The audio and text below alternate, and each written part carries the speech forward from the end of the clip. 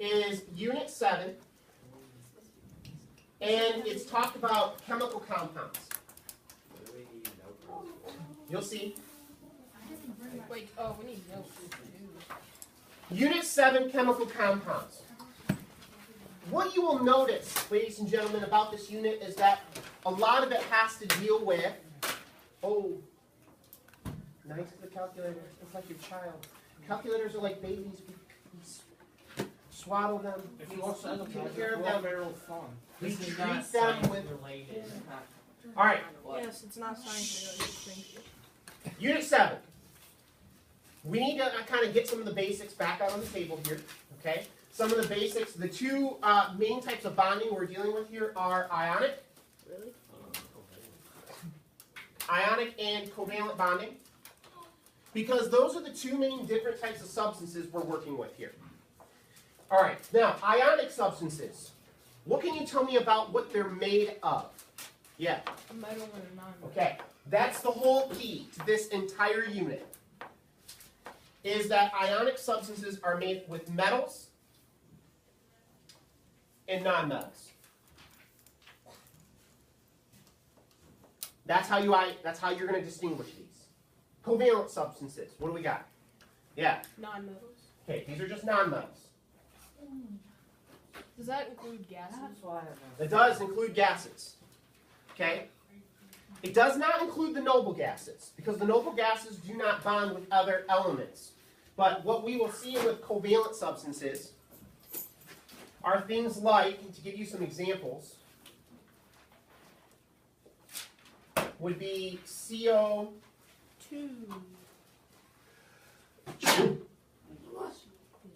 CO2. Okay. H2O. H2O2.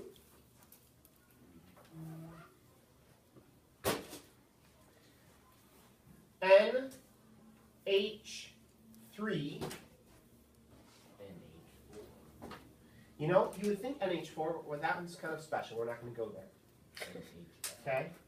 This, ladies and gentlemen, is ammonia, which is household cleaner. This is, this would be water vapor, water, and ice. You said ammonia.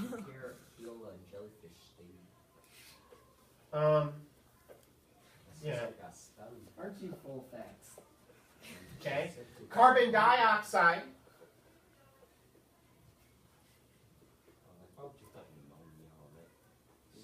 Okay. There are two different ways that you can name things. Okay? You can name things with their actual scientific name, and you can name them with what we call a common household name, and we're going to get to that in just a minute. Examples of ionic substances would be NaCl, NaF, LiCl. We're going to keep this kind of simple. Wait, what? MgO. Do you always have to equal 8 too?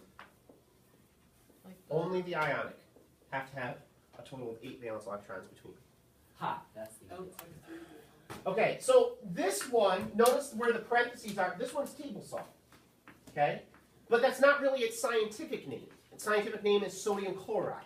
Okay, so what you're going to learn in the course of this unit, and the whole kind of idea behind the next several days, I mean, because you're going to have a test at the end of next week. I mean, this is a short unit. The whole idea behind this idea is that substances come together. They form new substances. We give names to those substances. And you can have scientific names. And you can have common household names.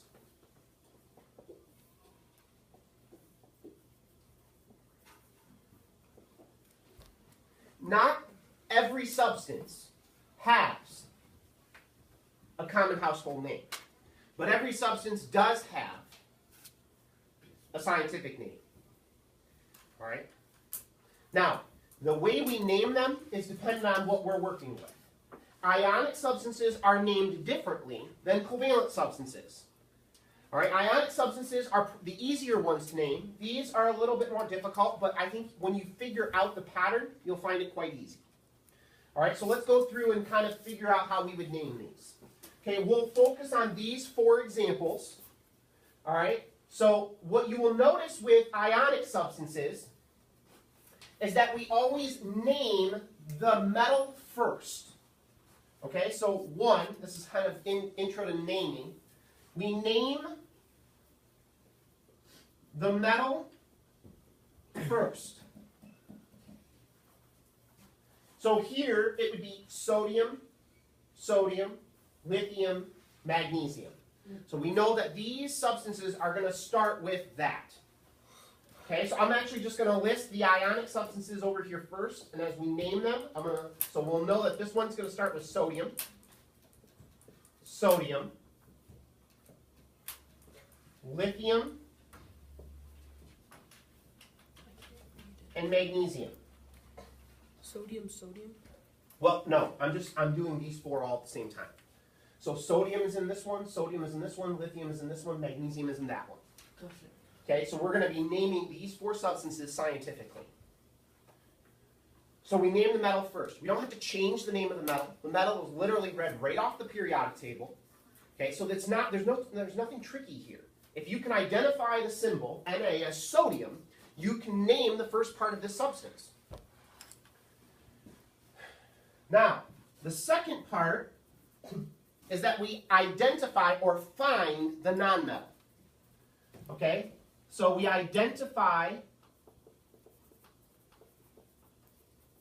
the nonmetal. And then it's kind of like part of 2, which I'm going to call 3 though, is we change the ending.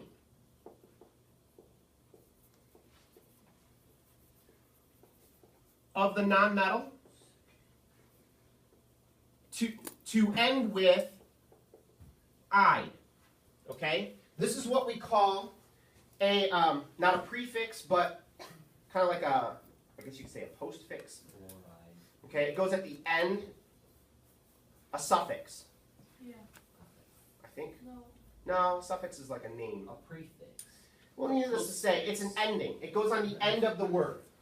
Okay? So, you name the metal first, you identify the nonmetal, and then you change the ending of the nonmetal to "ide."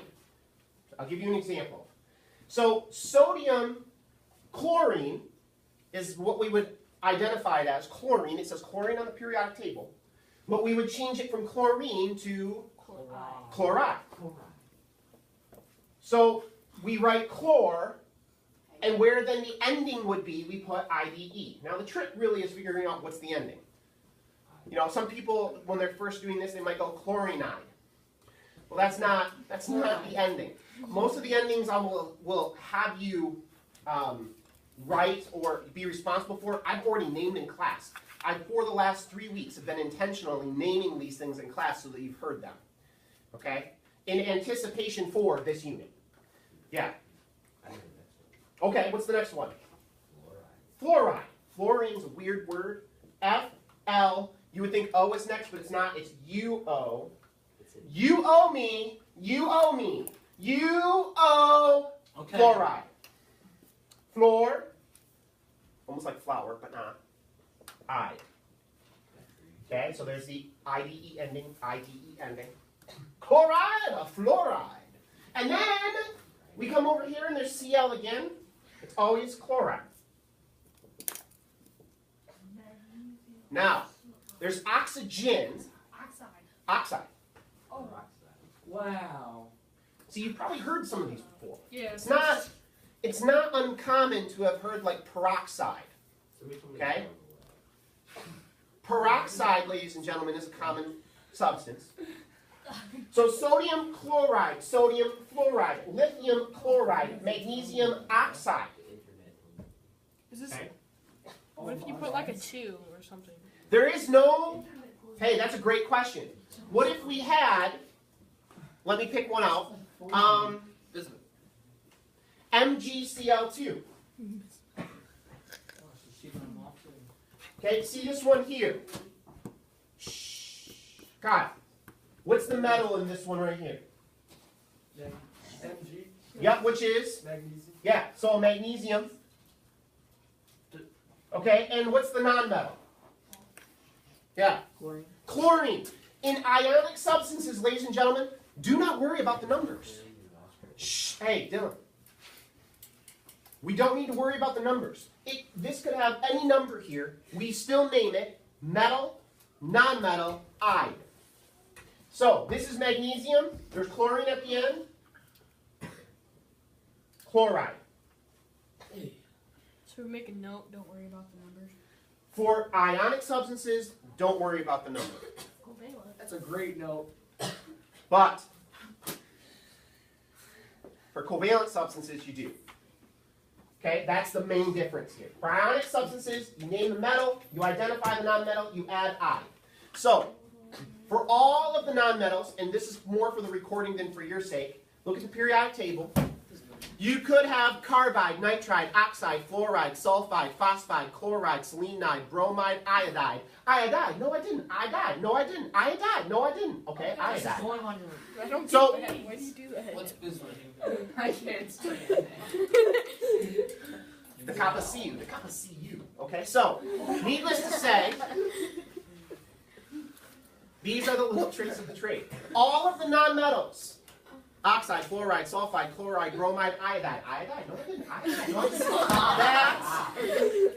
That's, I can't help myself. I can't help myself. Those are, those are the way we name the nonmetals. What's bismuth? Okay. I'm not going to name any household common ones. Let's Wait, go to covalent. How would you name radium carbon and carbon? Radium carbide? Okay, so you're saying, Radium well, first of all, and this is, just so you know, carbon would not bond with radium in real life. There's more reasons to that. Typically speaking, you would start with like nitrogen and go over. So like radium and oxygen would be radium oxide. So carbon bonds with only certain things? Yes. Even though it bonds But with there's- a lot of things. Hey, listen.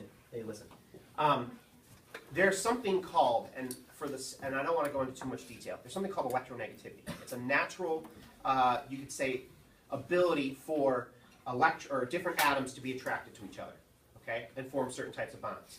It just so happens that carbon and radium don't really have a natural attraction for each other because of more complex ideas and things that you'll discuss in high school. What you will learn is that there's a lot more that goes into naming and these and different terminology. I'm giving you a quick rundown. So we will only be working with those things that most likely would bond in nature, but I'm kind of giving those to you without explanation. So for instance, these definitely bond in nature. These are very, very common ionic substances. Substances you'll see in hide school, maybe even substances you'll work with in a lab. So that's why I'm using those. I probably won't use something like radium carbide, or carbide, which is what it would be. However, there is a calcium carbide, which, interestingly enough, would look something like this. Would be Ca2C.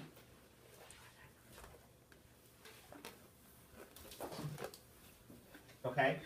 And needless to say, calcium carbide is a compound that if it touches water, reacts to form acetylene. And acetylene is an incredibly explosive substance. We use it in torches, okay? And there's only like 4 plants in the United States that produce it. Miners used to have solid calcium carbide in their little mining hats, and it would have water that dripped in there, would produce acetylene, and it would create the torch on the front of their. It actually used to be an actual fire torch before we had electricity. So when miners were down in the ground, they had a little flame that came out the front of their hat, and that's what lit their working space. So basically I had an explosive strapped onto their head. That's Yeah, nice. actually. That's So if too much water went in there all at once, you're dead. That's why they got rid of me. that's why they don't use them. That's why we switched over to batteries and lights. I wonder if Okay. that someone's. It's been a very- Exploded. Well, I would hope not. I would hope not. All right, I guess kind of cool to see Wait, them. these are ionic. Miss Miller, What's up your scientific? scientific names. Horrible things. Okay, covalent, okay, is what we're going to work with next. What you need to understand about covalent substances is that, hey gentlemen, it is based on how much there is in them, okay, the number. So you need to understand, and this is why I had you bring some note cards, because we're going to work with those in just one moment. They are based on what we call prefixes. Okay, these are what we're going to call covalent prefixes. Okay? They correspond to the first, basically 9 or 10 digits. So 1, 2, 3, 4, 5, 6, 7, 8, 9. We'll stop there. Okay. If you have something that has, there's only one of it in a covalent substance. For instance, monoxide. Carbon monoxide. Carbon monoxide is CO. Carbon, mono, Oxide. and then we would kind of tag on the oxide at the end. One is what we call mono, like mono y mono. Okay, 1 to 1. Okay? Like, what are we putting on this? Okay, well, I'm gonna walk you through that in a minute. I just want you to pay attention for a moment. Casey, this is carbon dioxide. What is the prefix for 2? There are 2 oxygens. So what do we have there? What's the word? What's the prefix? Oxide. No, oxide is the chemical. Di. Okay, so mono, this is di, the little dash after it. Iodine. No, I didn't. Okay. Carbon dioxide means 1 carbon, 2 oxygens. That's literally what it means. Okay? What about ammonia here? There's NH3. It would be nitrogen. What would you use for 3, do you think? Trioxide. Tri, but it's hydrogen, hydride. So tri is the prefix for 3. So mono, di, tri. Are we writing these in our note cards? I put them in your notes first. I'll tell you how to format your note cards in just a minute.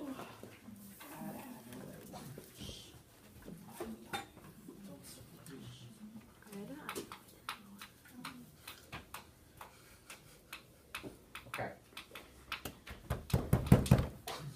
4. This is interesting. When you have a goldfish, goldfish have 4 fins. Okay? So they're actually, the food that you would buy from them is called Tetra fin fish food. Tetra, the word Tetra, like Tetris. Have you any of you ever played Tetris? Yeah. Tetris, every shape in Tetris is made of 4 blocks. 4. Tetra. Okay? So 4 is actually indicated by Tetra. So if I had a substance that had 4 of something, it would have the word Tetra in it. Oh, so that's where Tetra gets that from. Tetris. That's what 5. Can you think of a really famous building in the United States that has 5 sides? Yeah. Pentagon. Cinco. Cinco. Cinco de Mayo. Penta. Hexa. Hexa. Okay, we can jump to a octa. Nana. Oh, 7. Septa. Very good. I know all this stuff. Septa. Who just said that? Okay, But what's 4? so I'm going to give you an example of all of these. Okay, H2O, NH3. Okay, then as far as 4 goes, it'll be CH4. Hexa. Oh, let me go here. Bismuth. No, hang on. Hepta. Oh my gosh. Trying to think of some other ones. Nona. Yes, I'm Cinco. S. Shh. Hey. Listen. I'm trying to think of sulfur. F6. I'm going to just start with these. This is a really cool compound, by the way. If you were to, it's a gas. If you breathe it in, it makes your voice go deeper. It does the opposite of helium. It's also Sulfur very hexafluoride. dangerous. You get that? Oh, you can get Okay, Die. so You sound like Mrs. Clinton. this is, Make that. guys, She had a couple of those. guys, I'm sure she's going to love that on the recording. Oh Okay. yeah, Here okay, we I'm go. gonna make a fun this morning. When you are naming these, okay, if there's just one substance at the beginning of your compound, so like carbon, nitrogen, carbon, sulfur, you name it, okay? But if there's two, starting at 2 with the first one, you have to throw in a prefix. So this is actually dihydrogen, okay? How many oxygens are there in this? One. There's 1. Which prefix corresponds to 1? Mono, What happened to our household name? Dihydrogen monoxide. and that's water, or water vapor, or ice. Whoa. I got rid of the common household names thing first. Right. Where'd you put it in? So this is dihydrogen, 2 hydrogens, monoxide, 1 oxygen, or H2O. The number will come behind the thing there. It's like basically. Right. So you're kind of literally, as you're reading the chemical compound, you're writing the words that correspond with it. Nitrogen, So 2 hydrogens, 1 oxygen. Dihydrogen, monoxide. Try. Well, we have to memorize these for like tests. You will, I'll explain what you have to know and what you don't have to know. I'm not going to expect as much as I would of a high school student, obviously, but I will expect you to be able to identify some of these. Okay? How about NH3? Yeah. Nitrogen trihydrogen. Nitrogen tri. What you will notice is that these also have the IDE ending. Hydroxide. So No. dry. Oh, hydrogen. Trihydride. Notice the IDE ending is also on all of these. So Okay, so carbon monoxide, dihydrogen monoxide or monoxide, nitrogen trihydride, okay, nitrogen N, okay, trihydride or 3 H's, so NH3. Carbon what here? Carbon what? Yeah. Okay, we'll start with this, tetra, and then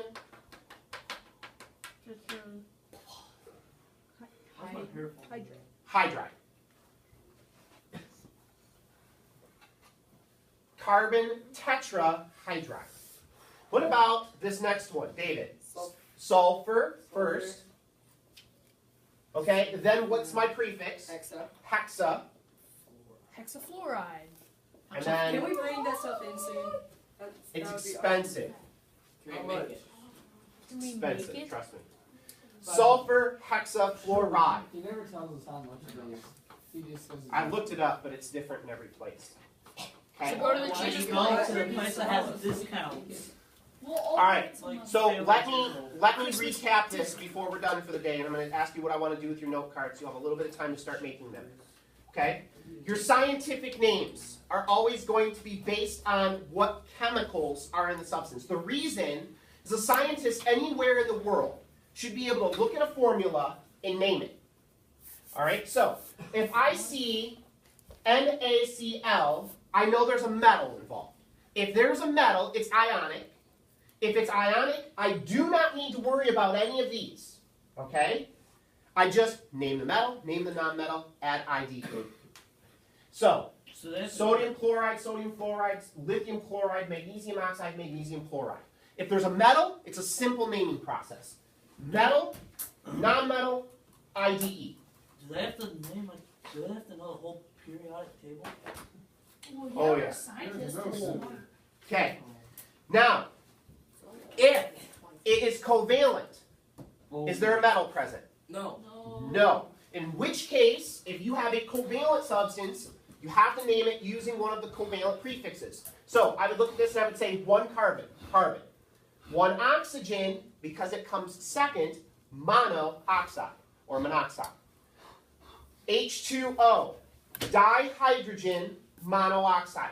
NH3, nitrogen trihydride. CH4, carbon tetra 4 hydride, because of the H. Sulfur, hexa 6 fluoride. So what we're doing here is we're literally naming what's there so that we know how to put it together. See, with ionic substances, there's only one way they can go together. That's period. That's it.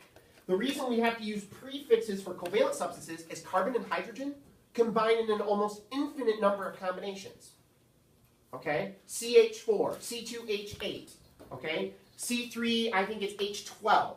There's C2 or there's C6H12O6. There's an infinite combinations of carbon and hydrogen that can combine. So we need to name the number in a prefix. We have to. Otherwise, it could be anything. You can't just say carbon hydride because, well, carbon and hydrogen combine in, like I said, an infinite number of possibilities. So that's how we name these. Notice they also all end in IDE. All of them. For this week, you will practice this idea. So tomorrow, we will be in here. You'll practice ionic. On Thursday, you'll practice covalent. There will be a mini quiz at the end of the week. But what I want you to get in the habit of is knowing these. So here's what we're going to do. On your note cards, you're going to create covalent prefixes. So Christine's going to grab some note cards. She's going to put a 1, 2, 3, 4, 5, 6, 7, 8, 9. So she's going to need 9 of them. She can even split them in half if she wants. And on one side she'll put the number, and on the other side she'll put the prefix. So I would also recommend that if you're trying to get in the habit of using them, that you might throw 3 of these substances from ionic and 3 of the covalent ones on a note card as well. So you might put NaF on one side, sodium chloride on the other. You might put H2O on one side, and you might put dihydrogen monoxide on the other side. Get in the habit of naming some of these so you have some examples. Okay. Any questions? You have to have at least 9 flashcards for tomorrow, and you should have a couple of extra to practice.